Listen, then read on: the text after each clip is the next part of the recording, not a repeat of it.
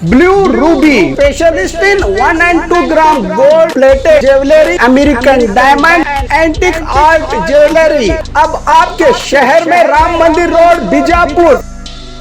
1 gram gold shop है हमारी। यहाँ पे हर चीज मिलेगी आपको, लॉन्ग नेकलेसेस पकड़ के शॉर्ट्स, सभी हेड टू टो आपको सभी लेडीज आइटम मिलेंगी, जेंट्स आइटम भी मिलेगा, एडी एंटीक और ऑक्सीडाइज सभी चीजें मिलेंगी। क्वालिटी एकदम A1 है, एज इट इज गोल्ड के जैसा दिखता है। आप हमारे शॉप पे एक बार विजिट करिए, देखिए, आपको सेटिस्फेक्शन मिलेगा। Thank you.